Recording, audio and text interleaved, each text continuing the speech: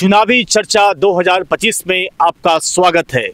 बाकी नमस्कार, मेरा नाम चंदन भारती है और आप देख रहे हैं सिटी योग न्यूज, हमेशा सच के साथ। आज जो हम चुनावी चर्चा करने वाले हैं बिहार के वजीरगंज विधानसभा क्षेत्र पर कि कौन दल किस प्रत्याशी को टिकट दे सकता है, क्या बाजार में चर्चा चल रहा है, क्या गांव तक चर्चा का माहौल बना हुआ है, सब पर बात करेंगे। किस पार्टी से कौन प्रत्याशी हो सकता है, जो आप सोच रहे हैं शायद मैं भी सोच रहा हूँगा, इस पर भी चर्चा करते हैं। दरअसल वजीरगंज विधानसभा क्षेत्र से भाजपा से बात करते हैं। भाजपा के ही वर्तमान में विधायक हैं वीरेंद्र सिंह, जो सच है, सच के साथ मैं हूँ। वीरेंद्र सिंह जो वर्तमान में विधायक हैं, लेकिन उनके कुछ कोर वोटर नाराज भी हैं। चर्चा तो यहाँ तक है इस बार उम्मीदवारी बदली जा सकती है, लेकिन उम्मीदवार कौन होगा, इसको लेकर होली के समय से ही चर्चा शुरुआत हो गई और अब तो चुनाव का वक्त आ गया है।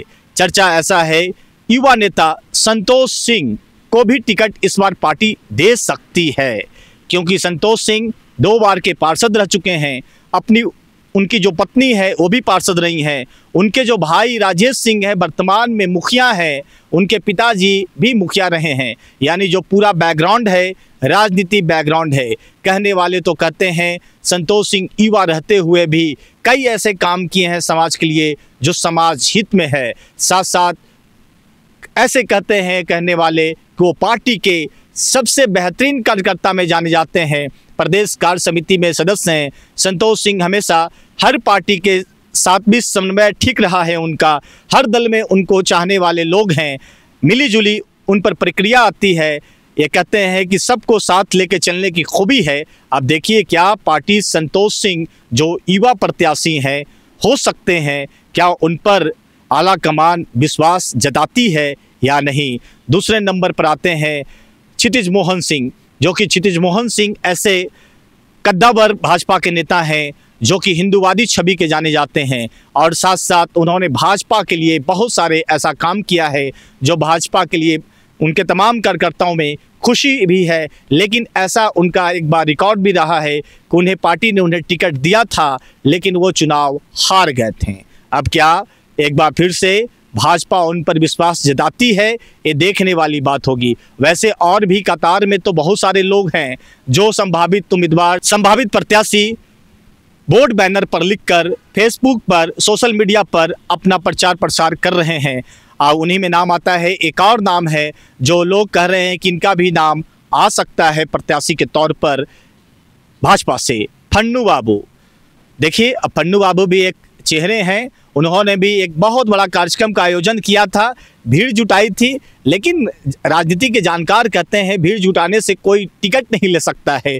लेकिन अब देखिए क्या उनके वो समर्थक थे या उनके बुलाए गए लोग थे, ये तो देखने वाली बात होगी। लेकिन पॉलिटिकली देखा जाए तो पन्नू बाबू भी वजीरगंज क्षेत्र में अभी एक्टिव दिख रहे हैं। अब तो फैसला पार्टी आला कमान को करना है कि क्या भाजपा से संतोष सिंह को टिकट मिलेगा या क्षितिज मोहन सिंह को टिकट मिलेगा या फिर पन्नू बाबू को टिकट मिलेगा। वैसे भाजपा से प्रत्याशी की होड़ में वैसे बहुत सारे लोग हैं जो पार्टी आलाकमान गया से लेकर पटना, पटना से लेकर दिल्ली की दौड़ लगाए हैं, लेकिन टिकट किसको मिलता है वो भी देखने वाली बात होगी। भाजपा हमेशा चौंकाने वाला फैसला लेती है, ये तो वक्त बताएगा। अब चलते हैं महागठबंधन की ओर, इंडी गठबंधन की ओर। इंडी में कौन दावेदार हो सकता है। पिछले बार शशि शेखर सिंह, जो कि बड़ा नाम अवधेश सिंह के बेटे हैं, चुनाव हार गए थे। क्या एक बार फिर से शशि शेखर सिंह को कांग्रेस टिकट देती है या नहीं, ये तो देखने वाली बात होगी। लेकिन जानकार बताते हैं कि निश्चित तौर पर शशि शेखर सिंह को ही टिकट मिलेगा, क्योंकि कांग्रेस के वो लोग वफादार हैं, उनके पूरे परिवार वफादार है। अवधेश सिंह एक बड़ा चेहरा है, राजनीतिक में एक बड़ा कद माने जाते हैं। लेकिन अब तो देखने वाला वक्त है, ज़्यादा दिन नहीं, बस कुछ दिनों के बाद सभी पार्टियां अपने अपने प्रत्याशियों की घोषणा शुरू करेंगे कि किस दल से किस पार्टी को मिलने वाला है सिंबल। तो क्या ये देखने वाली बात होगी कि इस बार जो सीट है कांग्रेस को ही मिलेगा या आरजेडी के खाते में जाता है। लेकिन हमेशा की तरह कांग्रेस को ही यह सीट मिलता आया है। मुफस्सिल जब विधानसभा था उस समय से लेकर वजीरगंज विधानसभा तक पारंपरिक सीट रहा है कांग्रेस का। अब क्या एक बार फिर से शशि शेखर सिंह को अगर टिकट मिलता है तो बीजेपी प्रत्याशी को कड़ी टक्कर दे पाएंगे या नहीं, ये तो देखने वाली बात होगी। अब चलते हैं एक और तीसरे मोर्चे की ओर, जिसमें है चिंटू भैया, जिन्होंने निर्दलीय चुनाव लड़ा था। तकरीबन 11 से 12 हज़ार वोट उन्होंने पिछले बार लाया था। इस बार क्या निर्दलीय चुनाव लड़ेंगे या किसी पार्टी के साथ में वो जाते हैं?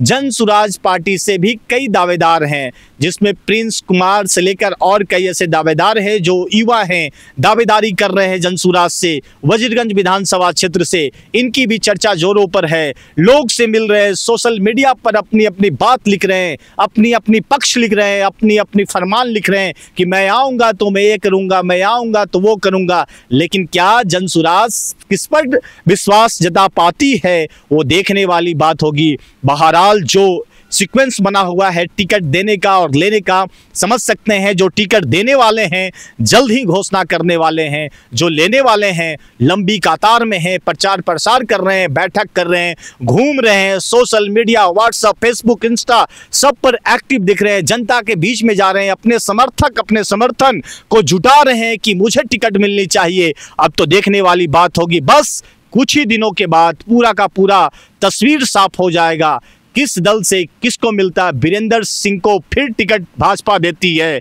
या भाजपा से कोई नया चेहरा को उम्मीदवार बनाया जाएगा? क्या उसी तरीके से कांग्रेस के खाते में सीट जाती है कि आरजेडी इसमें अपना कुछ काम बना पाती है?